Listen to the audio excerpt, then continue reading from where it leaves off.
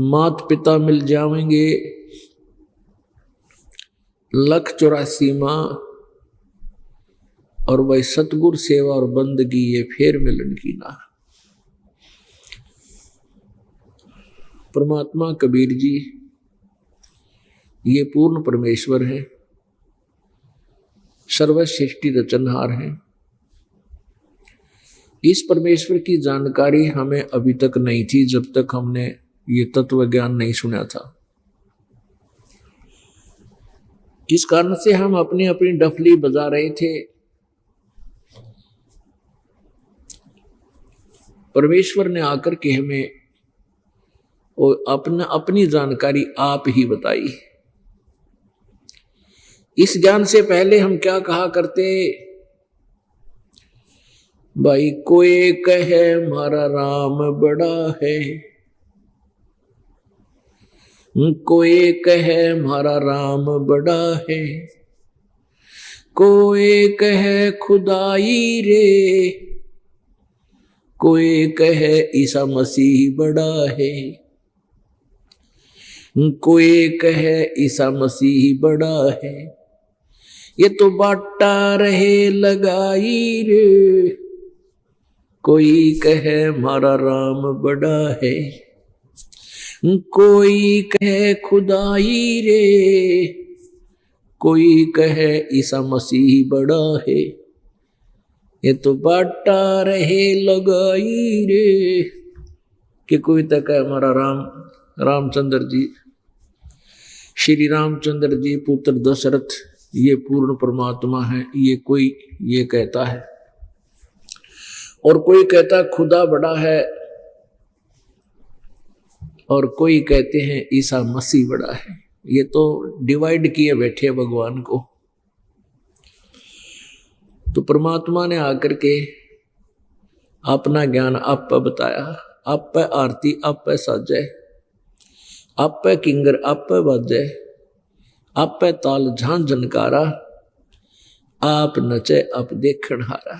कहे कबीर ऐसी आरती गाऊं, आपा मध्य आप पे सुनाऊं। परमात्मा ने आकर ही अपना ज्ञान स्वयं देना पड़ा, और वही परमात्मा हमारा पिता है, सभी आत्माओं का एकमात्र मालिक है। अपने का दुख अपनों को ही होता है। पुण्यात्माओं,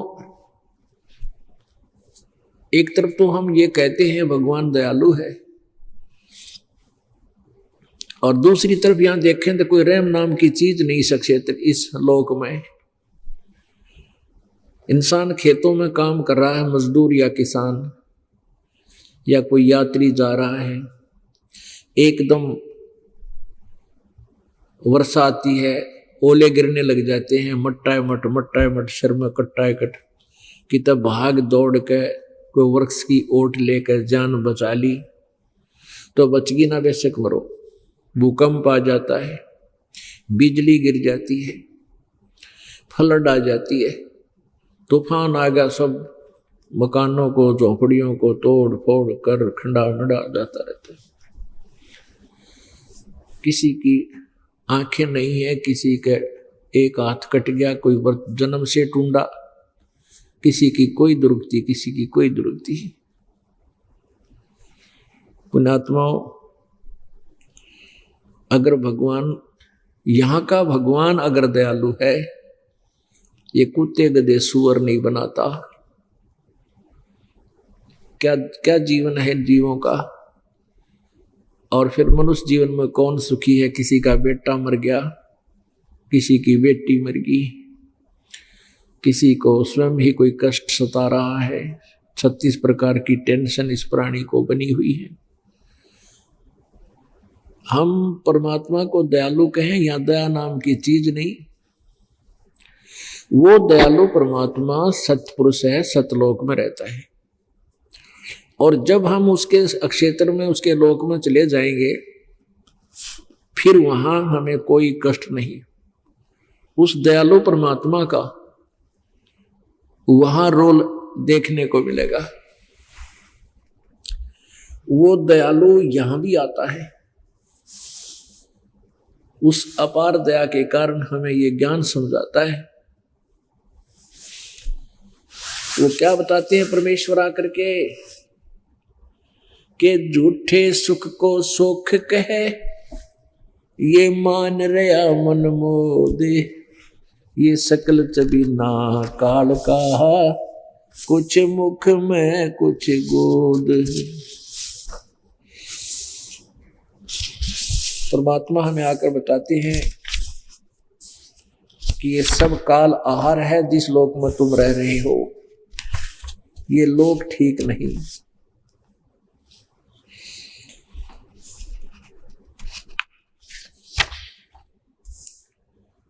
तुम इस सुख, यहां के सुख को सुख मान बैठे हो, ये आप जी की बहुत बड़ी भूल है।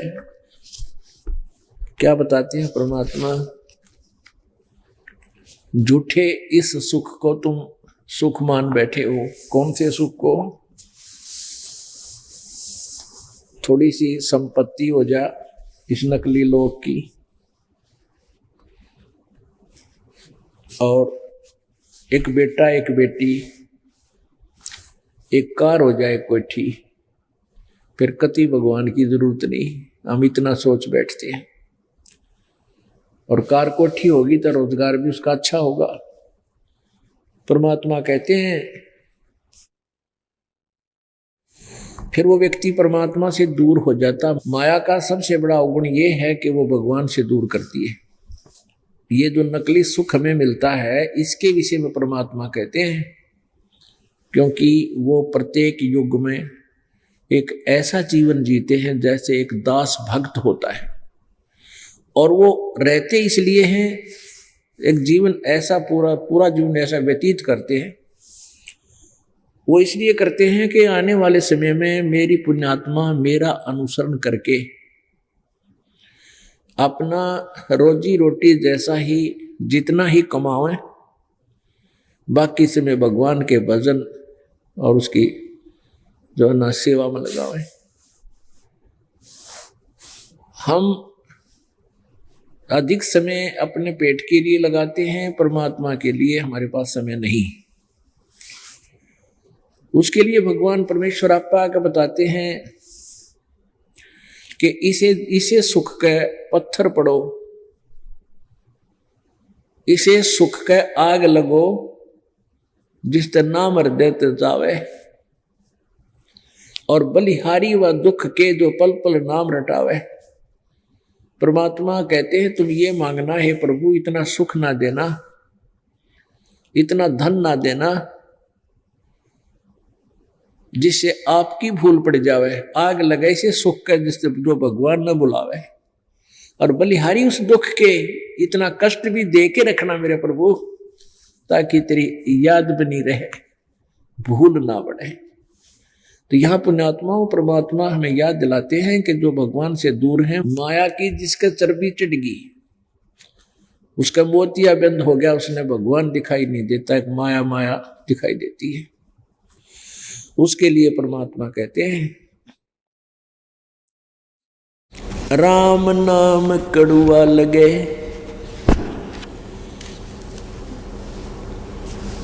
मीठे लगे दाम, दुविधा में दोनों गए, माया मिली ना राम।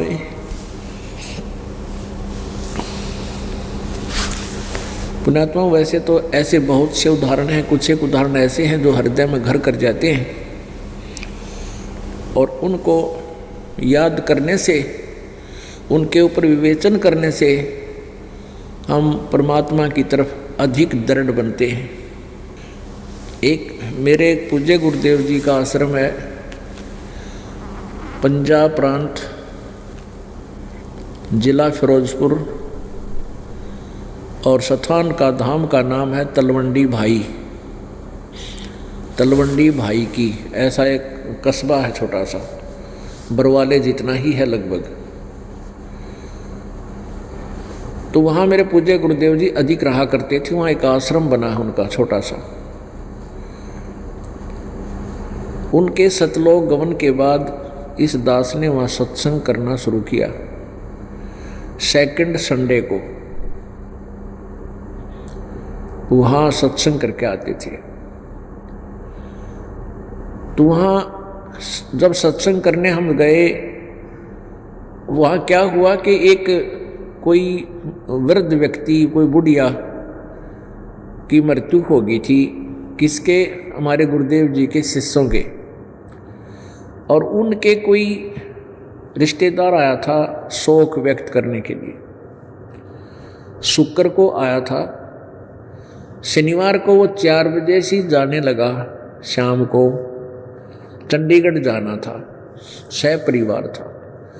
तो भक्तों ने कहा कि आप आज रुको, रात को सुबह सत्संग होगा। गर्मियों से के दिन थे, उन्होंने कहा कि 9 बजे सत्संग शुरू हो जाएगा, 11 बजे तक समाप्त हो जाएगा। और संडे है, कल छुट्टी भी है, आप सत्संग सुन के जाइयो।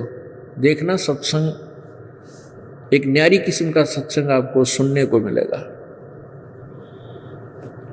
तो वो कहने लगा मैं आज जरूरी जाऊंगा, क्योंकि कल एक पार्टी ने आना है जिससे मेरा एक अनुबंध होगा, एक एग्रीमेंट करना मैंने उनसे मेरे व्यवसाय का, उसमें मुझे 5 लाख रुपए का बेनिफिट होगा।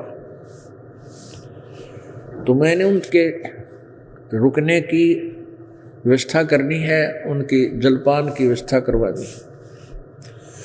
तो उन भक्तों ने कहा कि आप रुक जाओ, कल किस टाइम आएंगे? 1-1:30 बजे आएंगे, संडे को 1-1:30-2 बजे। तो 11 बजे सत्संग शुरू खत्म होगा, आप चलोगे जो भी 3 घंटे का रास्ता है यहाँ से चंडीगढ़ का, 1-2 बजे पहुँच जाओगे और 10 मिनट लेट हो जाए, क्या बात है? तो कहने के नहीं, आपको नहीं मालूम, आपको नहीं पता मेरे व्यवसाय का, मैं नहीं रुक सकता, मुझे बहुत नुकसान हो जाएगा। अब ना मानने चले गए। अंबाला के पास एक बजरी का भरा हुआ ट्रक, लोडेड ट्रक, और खड़ा था। उसके पिछले चारों टायर निकाल रखे थे पिछले, और जैक लगा रखा था भरे बजरी का। और पूरा परिवार 4 सदस्य थे घर के, लाला जी के। मारुति कार थी।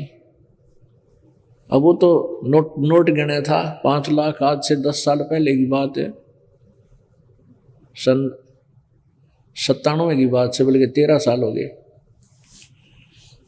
उसमें 5 लाख तक वो गणे हुए, 20 लाख बराबर थे। तो वहां उस ट्रक के पीछे से और उसकी मारुति जा भिड़ी, उसके अंदर टक्कर मारी, वो जय कट गया।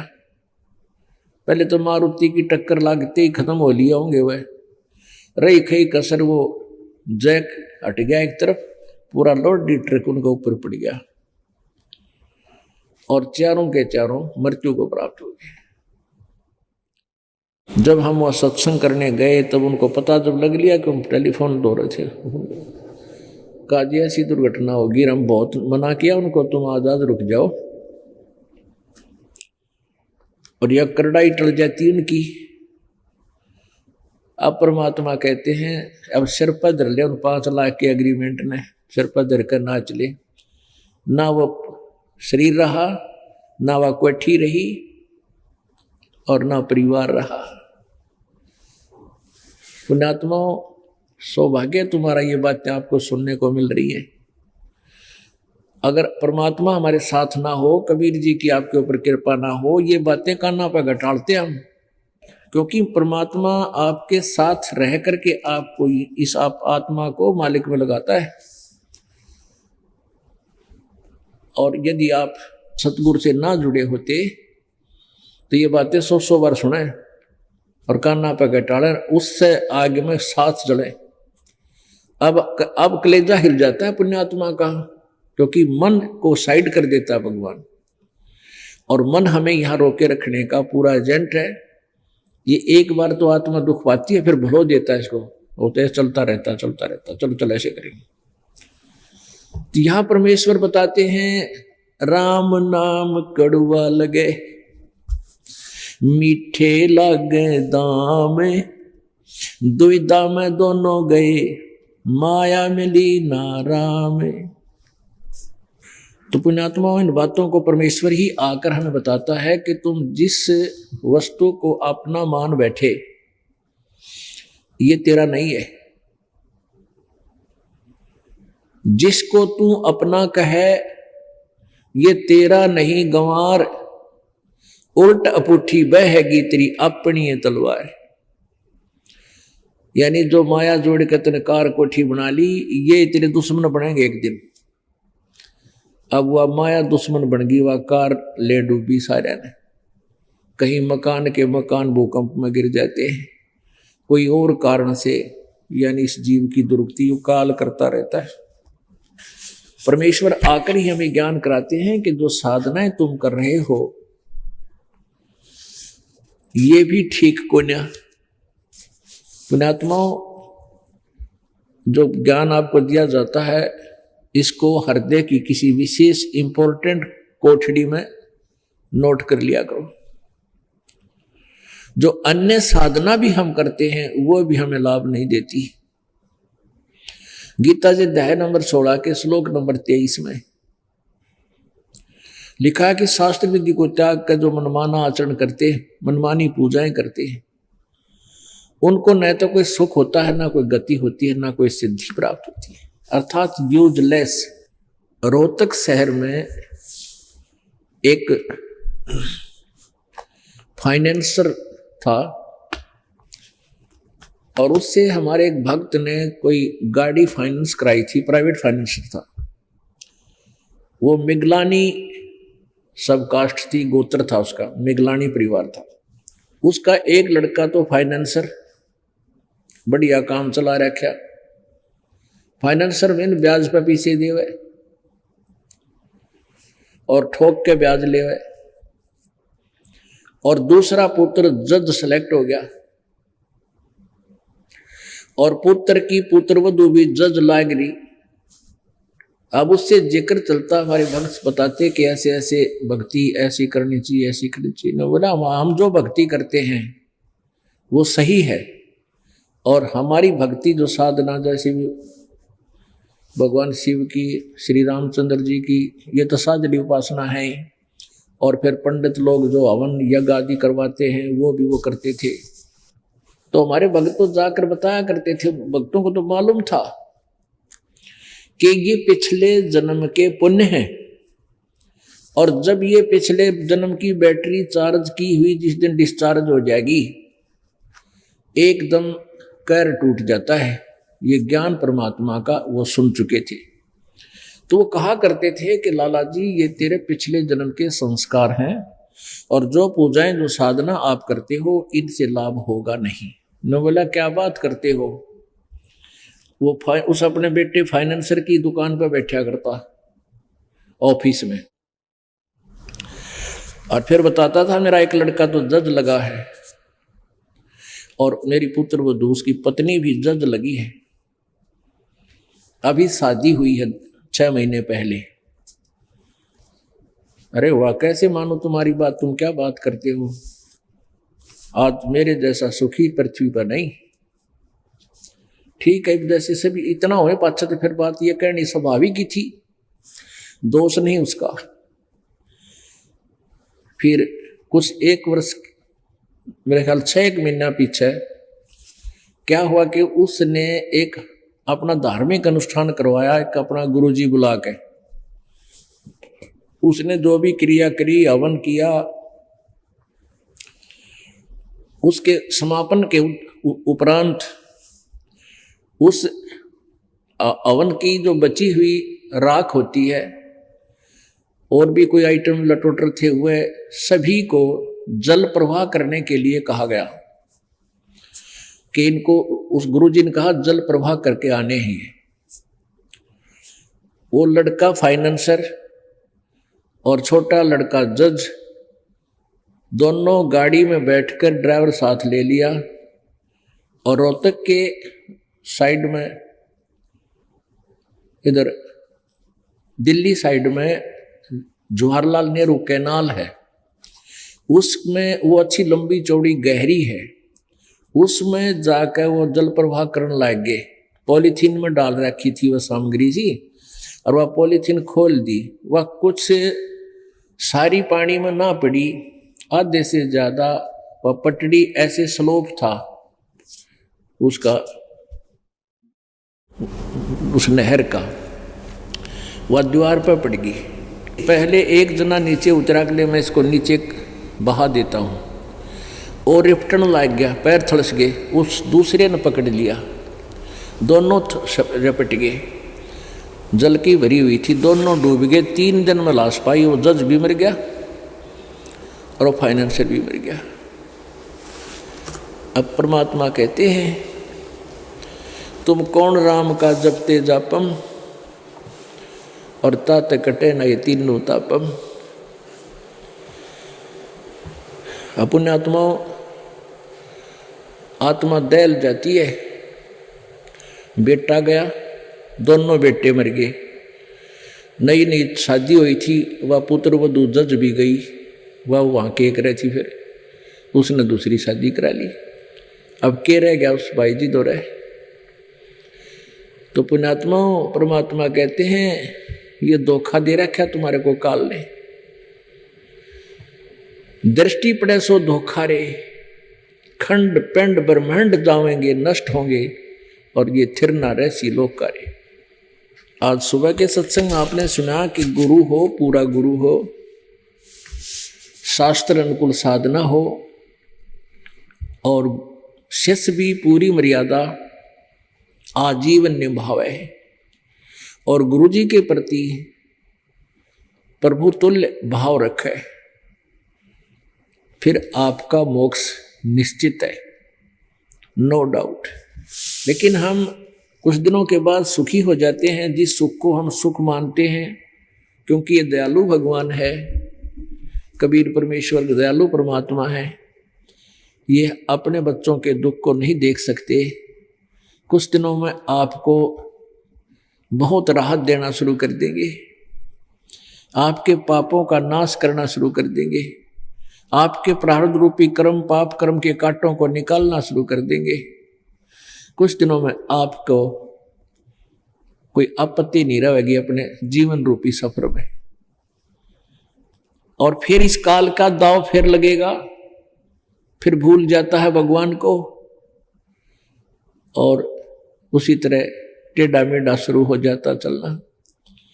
तो परमात्मा कहते हैं कि इतना सुख भी ना देना मेरे प्रभु। आप ही प्रार्थना करते हमें समझाने के लिए कि इतना सुख मत मांगना मेरे से कि भगवान भूल जाओ। क्यों प्रथम तो हमने परमात्मा के चरणों में आने के बाद अपना दुख अवश्य रोना होता है कि मुझे ये पीड़ा है, लेकिन अन्य डिमांड नहीं करनी चाहिए। जैसे डॉक्टर के पास हम जाते हैं, उसके पास अंडर ट्रीटमेंट होते हैं, तो डॉक्टर को हम अपना दुख तो हम बता सकते हैं कि जी यहाँ पीड़ा है, ऐसा दर्द है, ये तकलीफ है। फिर वो उसको कैसे सेट करता है, कैसे हमें स्वस्थ करता है, ये काम डॉक्टर का है। फिर डॉक्टर के ट्रीटमेंट में बाधक नहीं बने, उसके द्वारा बताए गए परहेज को शुरुआत नहीं करे, तोड़े नहीं, तो फिर वो स्वस्थ हो जाता है। इसी प्रकार ये परमात्मा परमेश्वर कबीर जी का एक हॉस्पिटल है, ये दास उसका नौकर है।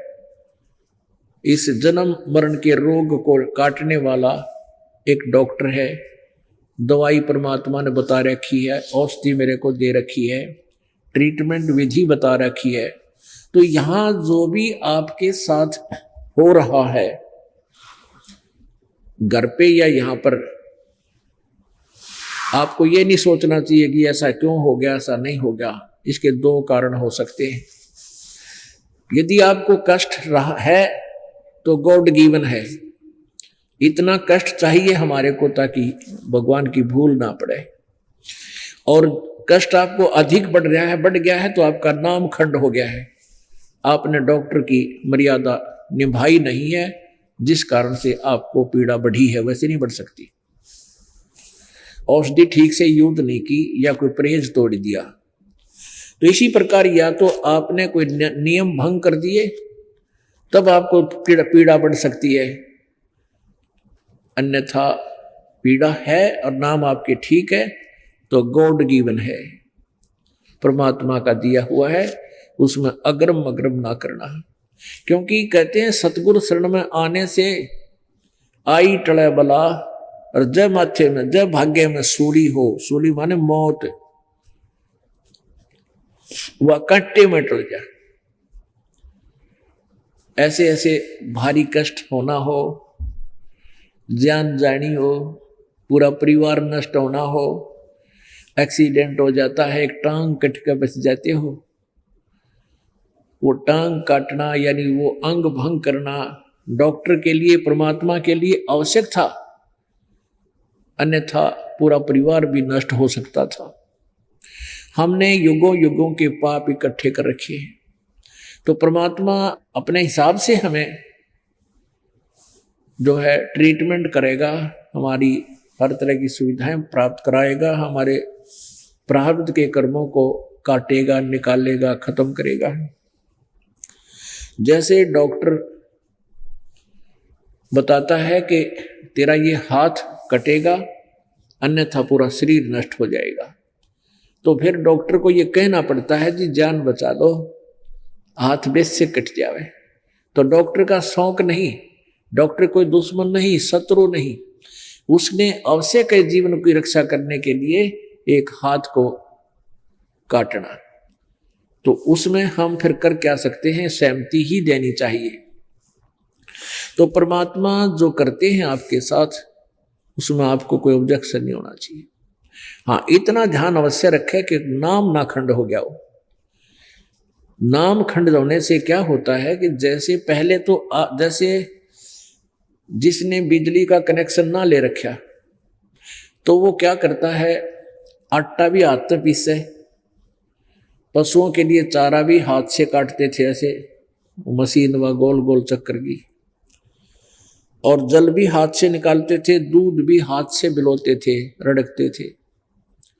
फिर ले लिया कनेक्शन, अब बटन स्विच ऑन कर देते हैं, अपने आप तो आटा पीसा जा रहा है और अपने आप कट कट कट कट सानी यानी चारा काटा जा रहा है। बटन दाब दिया, अपने आप मोटर सुर सुर करके नलका पानी का जो है ना बाल्टी भर देती है। और आपकी नालायकीतें गलतीतें, बिजली बोर्ड का बिल ना भरने से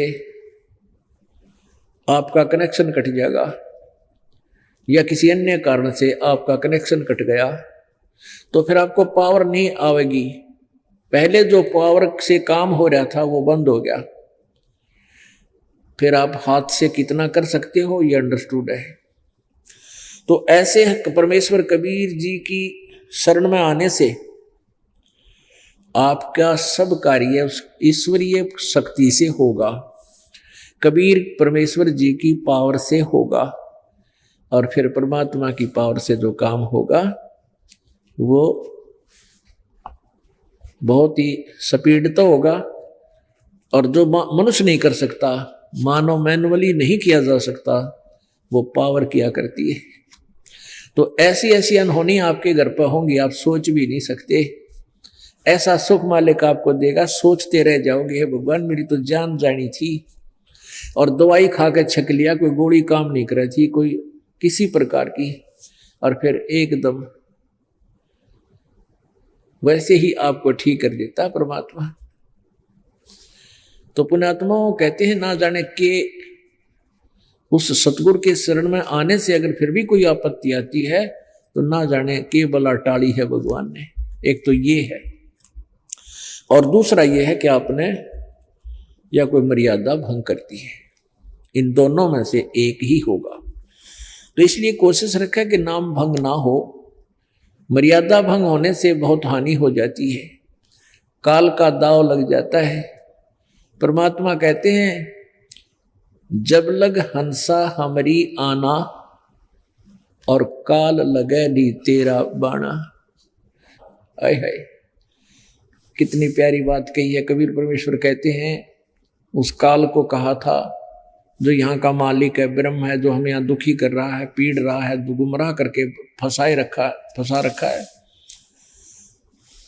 उसको कहा था कि जब तक हंस मेरी आत्मा मेरी मर्यादा में रहेंगे, मेरा नाम खंड नहीं होगा, तब तक तो तेरा कोई तीर मेरे भक्त पर नहीं लग सकता, तो उसको किसी प्रकार दुखी नहीं कर सकता।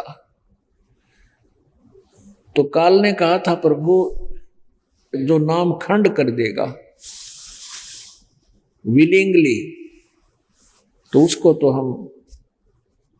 मैं नहीं छोड़ूंगा। तो परमात्मा ने कहा था, जब लग हंसा हमरी आना, और काल लगैली तेरा बाना। कहे कबीर सुनो धर्मराया, हम शंखों हंसा पद परसाया। पद जैसे सुबह के सत्संग में बताया था, गीता जी अध्याय नंबर 15 के श्लोक नंबर 4 में कहा है कि तत्वदर्शी संत 1 से 4 का सारांश है। गीता जी अध्याय नंबर 15 के श्लोक नंबर 1 से 4 का सारांश है कि जब तत्वदर्शी संत मिल जाए, तत्वदर्शी संत की पहचान क्या होगी? पहले श्लोक में ऊपर को जड़ वाला, नीचे को तीनों गुण रूपी शाखा वाला, ये उल्टा लटका हुआ संसार रूपी वृक्ष है। जो संत इसको सभी भागों सहित जानता है वह सवेदवित, वो तत्वदर्शी संत है, वेद के तात्पर्य को जानने वाला है। फिर तीसरे और चौथे श्लोक में कहा है कि उस तत्वदर्शी संत की प्राप्ति के उपरांत इस उलझी हुई नौमन सूत की गुत्थी को काट कर, किसने? उस तत्व ज्ञान रूपी शस्त्र से काट कर, अर्थात तत्व ज्ञान से समझकर, उस तत्व ज्ञान से परिचित होने के पश्चात, उसके पश्चात उस परमात्मा के, परमेश्वर के परम पद की खोज करनी चाहिए, जहां जाने के बाद ये प्राणी फिर कभी लौटकर संसार में नहीं आता। उस पद की प्राप्ति करनी चाहिए, उस अमर पद की। परमेश्वर की वाणी में है कि सतगुरु मिले तो इच्छा मिटे, पद मिल पदे समाना। पद माने पद्धति, यहां पद मिल पदे समाना। पद माने पद्धति माने वे ऑफ वर्शिप, पूजा की विधि, अकॉर्डिंग टू द शास्त्र अनुकूल साधना पद्धति। और वो सही पद्धति पूर्ण संत से मिलने के बाद पद मिल पदे समाना, उस अमर पद की प्राप्ति करोगे। अमर पद माने पदवी, उस अमर पदवी यानी कभी ना मरने वाले हंस की पदवी सतलोक में तुम प्राप्त करोगे। फिर कहते हैं उसके पश्चात उस परमेश्वर के उस पद की, अमर पद की प्राप्ति करनी चाहिए, खोज करनी चाहिए उसकी किस प्रकार वो मिले अमर पद यानी पूर्ण मोक्ष। तो यहां परमात्मा कहते हैं, कहे कबीर सुनो धर्मराया, हम शंखों हंसा पद परसाया। शंखों हंसों को हमने वो परम पद मिला दिया। जिन लीना हमरा परवाना, सो हंसा हम किए अमन। जिस प्यारी आत्मा ने हमारे से ये नाम ले लिया, परवाना, ये लाइसेंस ले लिया, यानी ये एक आइडेंटिटी कार्ड ले लिया, उसके निकट फिर कोई नहीं आता। ये वीआईपी कार्ड समझ लो। परमेश्वर का सच्चा नाम जिसको प्राप्त हो जाता है विधिवत। जिन लीना हमरा परवाना, सो हंसा हम किए अमन। कहे कबीर सुनो धर्मराया, हम शंखा हंसा पद परसाया। जब लग हंसा हमरी आना, काल लगे ना तेरा बाना। तो मर्यादा बहुत जरूरी है। अपने आत्मा जब तक आप सुखी हो तो आपको ऐसे लगता है कि जैसे ये नियम बताए हैं, भाई ब्याह शादी में नाचा कूदी नहीं करनी, दहेज वगैरह नहीं देना, ये मेहंदी वगैरह, ये लाल होठ करना लड़कियां बेटियां करती हैं, ये बकवाद नहीं करनी। देखो पुण्यात्मा, हम बुराई को शीघ्र ग्रहण करते हैं, अच्छाई को तुरंत त्याग देते हैं। हमने इतना जीवन हो गया, हमारी दादी, माँ, काकी, ताई और हमारी पत्नियां और हमारे भाई बहनों की पत्नियां, हमने कभी भी ये लटोटर करती नहीं देखी। जो ही बेगन तार दे हैं पुरानी के फंड करे, फिर नाचे कूदे सरेआम, माँ भी नाचे, बेटी नाचे, बाप नाचे, भाई नाचे गाल में, ये तो वो कराया करते कंजर, वो सबसे घटिया इंसान कराया करती बकवाद, जो निंदा के पात्र हुआ करते थे। अब सरेआम बकवाद होगी तो इनको हम तुरंत ग्रहण कर लेते हैं। कुछ भी ऐसा नहीं करना। और दहेज हमने अपना दुश्मन बना लिया, अपनी बेटी को दुश्मन बना लिया, बेटी के शत्रु बन गए हम मीन समाज। क्यों? क्योंकि बेटी के ब्याने में दहेज गना लेन देन लाएंगे, तो वो उस जिसका 2-3 लड़कियां होगी उसकी मौत हो जाती है, जीवित नींद आनी बंद हो जाती है। और या तो कर्जा कर लेगा, ब्याह करेगा बेटियों का। तो हमने इसको बिल्कुल अपना एक नो समझ लो, यदि हम किसी से धन लेते हैं उनकी बेटी का दहेज के रूप में, तो हम कर्जवान बन रहे हैं। परमात्मा की इन बातों को आप एक ऐसे वैसे ना समझना, एक बहुत जबरदस्त इतिहास और विधान है प्रभु का, उसके अनुसार हम चलेंगे तो तुरंत सुख होगा। तो हमने बिल्कुल दहेज ना लेना चाहिए, ना देना चाहिए। बच्चे को इंडिपेंडेंट बनाओ, परमात्मा के आश्रित करे। आप कितना दे सकते हो अपनी बेटी को? और जब बटेऊ काम नहीं करेगा, पति काम नहीं करेगा बेटी का, तो कभी पूरा नहीं पटे। यानी काम करे पार पड़ेगी, भगवान जब साथ होगा, उनके भाग्य में ना होगा तो भी देगा अपने बच्चों को जितना आवश्यक होगा। तो हमने परमात्मा पे विश्वास करना सीखना होगा। तो इस तरह की जो मर्यादाएं हम बताते हैं, बीड़ी, शराब, मांस, तंबाकू पीनी ना पैनी, किसी को पिलानी भी नहीं है, पैसे भी नहीं देने चाहिए, दोषी बनता है उसका। क्योंकि शराब, मांस, तंबाकू यानी चरस, यानी कोई भी नशीली वस्तु जो मानव जीवन का आहार नहीं है, उसके लिए सहयोग देना भी परमात्मा के मार्ग में पाप है। जैसे कोई किसी का चोरी करने जाता है और कोई उसको साथ जाता है, या कोई टॉर्च दे देता है, उसने मांग ली, टॉर्च दिए और वो चोरी करता है, तो दोनों पकड़े जाते हैं, दोनों को दोष लगता है, सजा होती है कि उसने सहयोग दिया। तो इस प्रकार हमने न तो किसी को बीड़ी, शराब, मांस, तंबाकू, बरका हुक्का, बीड़ी का बंडल उठा के भी नहीं पकड़ाना है, ले उसके बीड़ी लगाने के लिए माचिस भी नहीं देनी आप। ये बहुत बड़ा दुर्गुण है संत समाज में, जो है बहुत बड़ा अवगुण लग गया। ये इसको हटाना है, हमारी भक्ति में बहुत बाधक है। फिर ना हमने कोई और पूजाएं करनी है, अन्य पूजाएं करते करते हमारी दुर्गति हो रही। अन्य पूजा करने वालों की अभी आपको इतिहास बताया, उजड़ गए कति बसे बसाए। तो पुण्यात्मा उन साधनाओं ने के फूका जिसमें कोई आड्डा को नहीं, जिसका कोई सहारा नहीं, कोई ऐसी दुर्घटना बच नहीं सकती। तो इसलिए मना करते हैं कि उन भगवानों की पूजाओं से आपको केवल वर्क डन मिलेगा, जैसा कर्म करोगे वैसा ही फल मिलेगा। उस जैसे बुरा किया तो बुरा भी मिलेगा, अच्छा किया है तो अच्छा भी मिलेगा।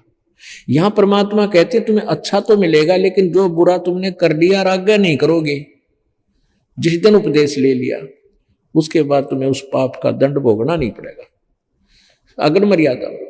अब क्या होता है, जो सुखी मानते अपने आप को, दीक्षा भी ले ली, फिर भी लोक लाज में कोई ना कोई गलती कर देते हैं। और वो गलती कर देते हैं, गलती करने के बाद नाम टूट गया, फिर भी हानि को नहीं हो रही, उनको लाभ ही हो रहा है, क्योंकि उसके वो पिछले पुण्य चल रहे हैं, कोई पिछले जन्म के। अब वो ये सोचता है कि मैंने तो नाम नूम भी तोड़ रखा है, बीड़ी भी पी ली, हुक्का भी पीता हूं, शराब की गुट्टी भी ला लेता हूं, और मेरा कोई हानि नहीं हो रही। ऐसी हानि होगी, याद रखेगा। लेकिन अभी वो समय आया ना हानि होने का।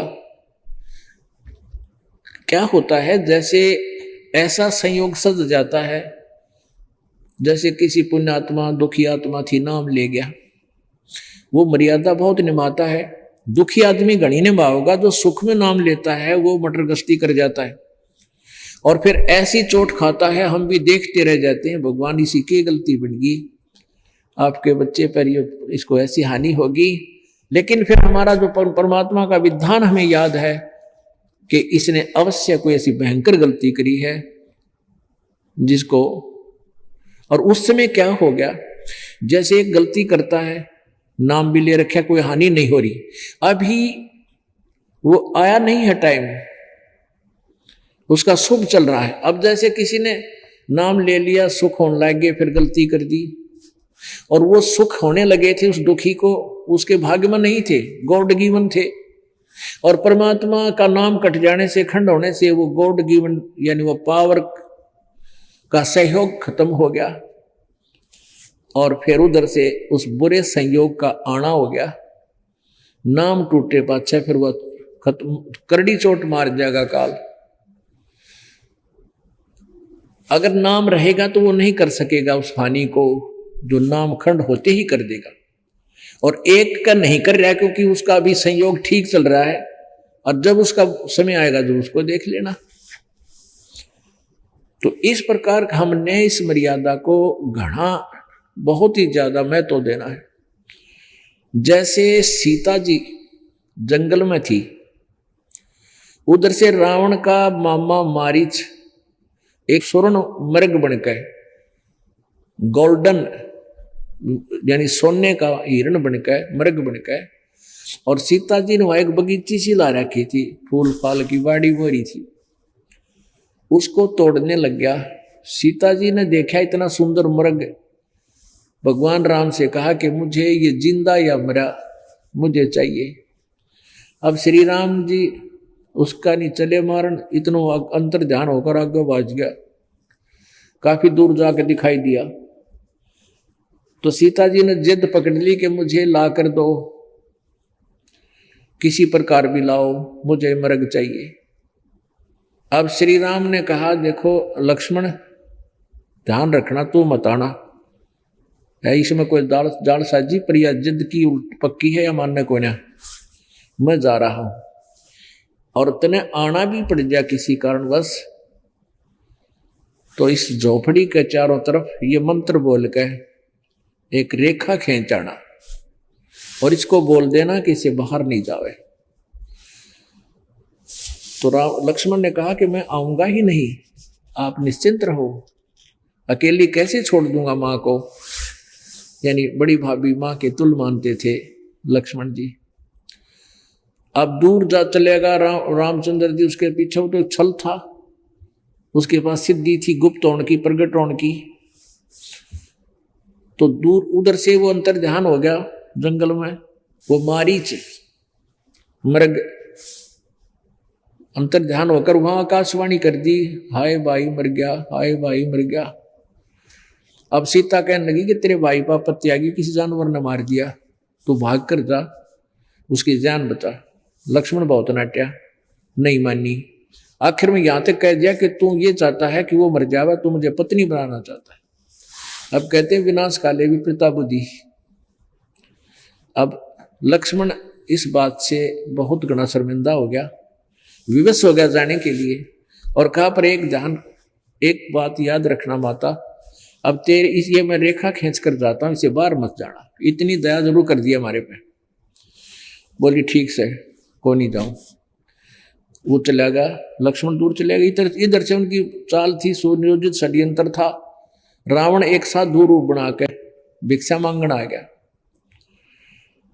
कहा माई भिक्षा दे। सीता बोली आजा महाराज, ले जा कुटिया के गेट पर आ जा। अब रावण आगे को चला तो उसमें से लपट निकली एकदम रेखा से, एकदम 10 कदम दूर जाके खड़ा हुआ, घबरा गया और कहा कि तू मुझे मारना चाहती थी, तूने भिक्षा देनी है तो यहां आकर दे जा, नहीं तो मैं श्राप दे दूंगा।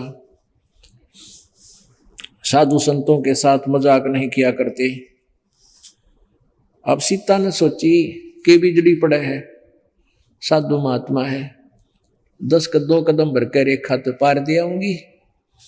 अब उसने तो जरा सी लागी के बिजली गिरा है, वह बिजली गिरी जब समझ में आई, उठा के आटा जो भी घर पर सामग्री खान की थी वो लेके रेखा से बाहर चलेगी। 1 कदम बाहर जाते पकड़ दी बाह रावण ने और घेर ली कंधे पे, फिर डिडावर डांगर की डाल। अब के जुल्म हो गया, फिर देखना कितना हानि हुई, कितने आदमी मर गए, कितनी जनता मरी सीता को छुटवाने में, और कितनी कष्ट पाई वहां पर रावण के बाग में, कितनी सताई गई वो। पुण्यात्माओं, आज आपको ये ज्ञान दिया जा रहा है कि यदि आप जी मर्यादा तोड़ दोगे, यो रावण रूपी काल आपने ऐसे उठा लीजिएगा। और पुण्यात्माओं, फिर बहुत भारी भयंकर कष्ट आपके ऊपर आ जाएगा। तो अब आप सुखी हो, और सीता सुखी थी, उसने लागी जरा सी बात, वो पागल नहीं थे जो दोनों कह के गई रेखा द्वार मत जाना, वह घनी सियाणी थी। तो हम घने सियाणे बन जावा, हाँ गुरु जी की बात ना मान के हम इसे कहर में चल रहे हैं, ना जाने कब इस पर किस पर के बिजली गिर जा। हमें डर नहीं रहा, क्योंकि हम इस माया के नशे में घड़े मदहोश हो गए।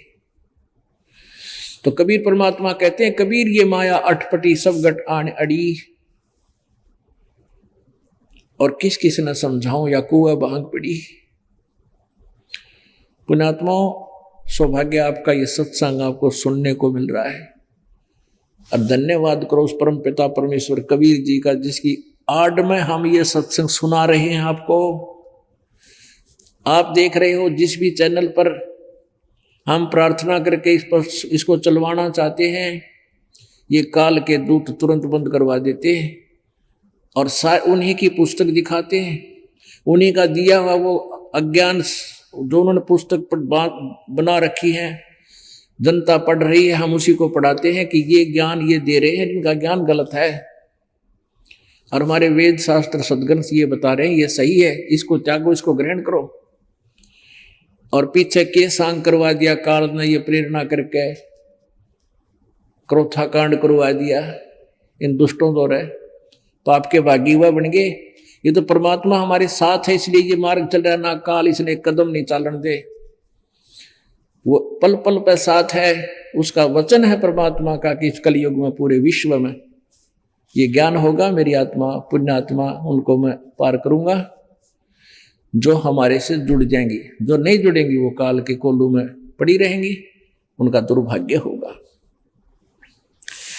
तो परमात्मा ये कहते हैं, जब लग हंसा हमरी आना, आन माने मर्यादा, और तब लग लगे निकाल तेरा बाणा। जब तक आप मालिक की वो लक्ष्मण रेखा समझ लो इन नियमों को, और आप जरा सी बात करते हो, ये दास रोज सुनता है यहाँ भक्तों से, कहते हैं जी मैंने ऐसे कर दिया, मैंने को आशीर्वाद दे दिया, मैं दुखी हो गया, मेरे ये तकलीफ होगी, वो तकलीफ फिर शुरू होगी। अरे तुम आशीर्वाद देने जोगे हो नहीं, तुम क्यों अपनी दुरुक्ति करवाओ हो? आप 4 पंप टायर में हवा के भरो हो हैं, और फिर उल्टा दूसरे में डालने की चेष्टा करते हो। अपने टायर ट्यूब में थे, दूसरे में हवा भरते, तुमने ना तुम्हारी गाड़ी चले ना उनकी चले। यदि कोई दुखी है, आपका मित्र है, रिश्तेदार है, परिजन है, उसको भी राम नाम का पंप दिला दो। ये यानी हवा भरण का अपना उससे भरवावे, यहां आवे, हम उसको एक ऐसी विधि पर बताएंगे जिससे वो भी सुखी होगा। इस राम नाम के पंप तो अपनी हवा भरे, दोनों की गाड़ी, दोनों का साइकिल चल है। हम अपने साइकिल से, अपनी गाड़ी से, कार से यदि दूसरे की टायर में हवा भर देंगे तो दोनों कंडम, तो पुण्यात्माओं आपके पास पुण्य नहीं रहे, और आप एक दूसरे के सिर पर हाथ रखते हो, आपका आशीर्वाद दे रहे हो, तो आपके पुण्य उसमें प्रवेश हो रहे हैं। जब तुम्हारे समझ में आ गई है तो इसी नाला की करियो ना। पहले क्या होता था कि सतयुग त्रेता द्वापर में और कलयुग के प्रारंभ में अभी तक ये मर्यादा चली आ रही है कि बड़ा जो व्यक्ति, जो बड़ा भी बेटा होता है, उसी का साफा बांधा जाता, पाग पाग बोले उसने। और कई ऐसे देखे जो पिताजी जादू तंत्र करता था, कोई झाड़ा झूड़ा लाया करता, वो अपने बेटे को आशीर्वाद देगा मरती आना, फिर वो लान लग गया। यानी वो पिछले जन्म का पुनकर्मी प्राणी था, उसके थोड़े बहुत जंतर मंत्र तो किसी ने लाभ हो गया, फिर वो बेटे तो ही दे गया, वह सारी झाड़ी का चला गया, अब गधा बन गया। और वो बेटा फिर रही खी अपनी कुछ पिता की दी, उसने सारी बर्बाद करके आप पशु बन जाएगा। तो पहले तो उनके पास थोड़ी बहुत पुण्य थे जन्म जन्मांतर के। इस कलयुग में कोई भक्ति शास्त्र बिल्कुल नहीं कर रहा, तो वो आशीर्वाद दिया करते थे अपने बेटिया ने, बेटिया ने, पुत्र वधू ने, अपने नातियों को, रिश्तेदारों को, बड़े वाले बुजुर्ग आशीर्वाद देते थे। तो उनके पास पुण्य थे पूर्व जन्म के, वो ऐसे बांट दिया करते थे। और जैसे ये बहु पुत्र वधू आती है सास की या दादी माँ, सास माँ की, यानी दादी सास की, पैर दबाया करे नो, पैर दबाया करती नो बैठ के, और वह नो क्या करती, बेटी बूढ़ सुहागन हो, तेरे बेटे हो, तू सुखी रहे। अब वो पहले थोड़ी बहुत उसके पास पुण्य कमाई होती जिसकी, उसका थोड़ा बहुत फल लग जाता, उसको फर्क लग जाता। अब तो दोनों खाली खोखे हुआ, पुत्र वधू भी हुआ, दादस भी हुआ, सासू भी दे जा आशीर्वाद को छोड़ना जाना को नहीं, और को थोड़ी बहुत पड़ा हो कि तकर का कमाई का वो वहां चला जाएगा। तो इस तरह हमने अपनी भक्ति बर्बाद की। अब ये भी एक मर्यादा है, इसको नहीं अपन लेना, ना दूसरे से आशीर्वाद लेना चाहिए हमें, क्योंकि भगत तो देखो ना, बिना भगत देंगे उनमें वो पानी को ना जिसकी हमने जरूरत से, उसमें तो मेरे और कि मैं भरा पाओगा। और वो आपके शुद्ध जल में कोई डाल दे खारा पानी, कौन डलवाएगा? आपका मीठा पानी बर्तन में, और कोई नो कहे मेरे द्वारा यो खारा पानी है, और उस मेरे पास ये जल है और वो खारा है। आपको तो पता है जो भक्ति नहीं करते उनके पास भक्ति है ही नहीं, वो क्या देंगे? अपने पाप डालेंगे आप में। तो खारे पानी ना हम अपने शुद्ध पात्र में, उस मीठे जल में कति नहीं डालने देंगे। समझता वो गीत है, वो बालक वाला काम होता है, कोई कि मैं गद्द मद करें जाओ। तो ऐसे इन मर्यादाओं को घड़ा निभाना पड़ेगा आपने, ना आशीर्वाद देना है और ना ही किसी से लेना है, और न ही किसी के चरण छूने हैं। अब यहां क्योंकि जगत का और भगत का आपस में विरोध क्यों होता है? क्योंकि जगत जो काम कर रहा है वो भक्ति के विपरीत होते हैं, इसलिए दोनों का विवाद स्वाभाविक होता है, उनमें विरोध अवश्य होता है, होने दे। लेकिन हमने अपने हिसाब से चलना। इब कहीं नो कहें बता भाई वो तनु का है, रामपाल तनु कहें का गुरु जी के बुढ़े बुजुर्गा के चरण ना छुइयो, बता या कोई बात हुई है? आदर सत्कार तो कराया करे, आदर सत्कार करो, नमस्कार करो, और बुढ़े मीठा बोले, बुढ़िया ने प्यार तो बात करे, खूब सेवा करे। और यदि कोई बीमार हो जाता है, किसी के पैरों में, हाथ में, कमर में, सिर में दर्द है, चाहे छोटे को चाहे बड़े के, खूब पैर भी दबाओ उसके, एक पूजा के लिए नहीं, एक सेवा के लिए, एक कर्तव्य समझ के कि दुखी दर्द बीमार शुमार की और सेवा करना हमारा कर्तव्य है। तो उसकी खूब सेवा करे, सिर दाबना, सिर की मालिश करे, हाथ दाबने, हाथ भी दाबे, पैर भी दबावे, खूब दर्द होता है, वो शोकिया नहीं करवावे और ना करे। तो पुण्यात्मा फिर हम समाज से थोड़े से हिचक जाते हैं, समाज से नहीं हिचकना चाहिए। मीराबाई का इतिहास आपके सामने है।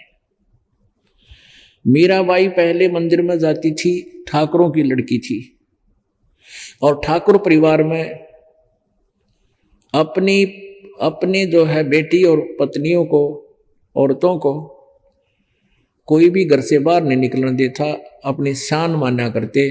बाहर जा कोई किसी जगह यानी बिल्कुल वो जल खेतों यानी कुएं से जल भी खुद भर के लाया करते, अपनी बेटियों और पत्नियों को, औरतों को घर में रखा करते, बाहर कोई जाता बेइज्जती मान्या करती। उस समय मीराबाई मंदिर में जान लगी, जब उनको ज्ञान हुआ भक्ति का, सत्संग सुना किसी ने। अब मंदिर में जावे तो बहुत एतराज होने लग गया, सब कहने लगे ले बताया तो बेइज्जती करावेगी, हैं ठाकुरों की लड़की मंदिर में जावे इसलिए शर्म नहीं आती। वह नहीं मानी, घर क्या ने सोचा इसका ब्याह कर दिया, टंटा कट्टे शादी कर दी। शादी भी एक राजघराने में होगी, उसका पति जो एक छोटे से टुकड़े का राजा था। 4 साल शादी के बाद वो आदमी बहुत बढ़िया था, उसका पति नरमात्मा का था। राजा का आगे बोल रहे कौन, तो वो फिर मंदिर में फिर भी जाती थी।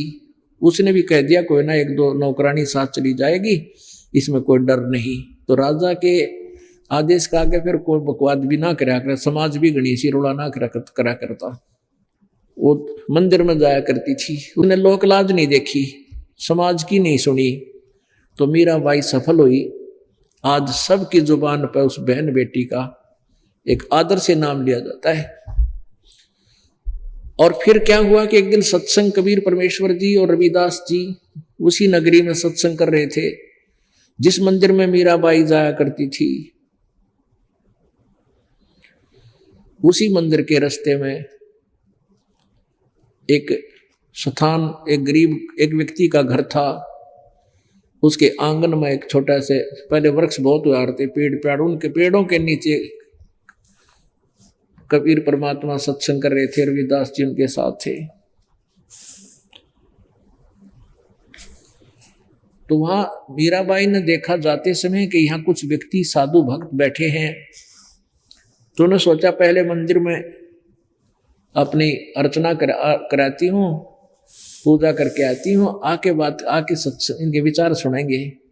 कहते हैं भगत को संत दिख गया, ऐसा राम दिख गया। साधु कबीर साहब भी कहते हैं साधु दर्शन राम का मुख पर बसे सुहाग, और दर्शुनी को होते हैं जिनके पूर्ण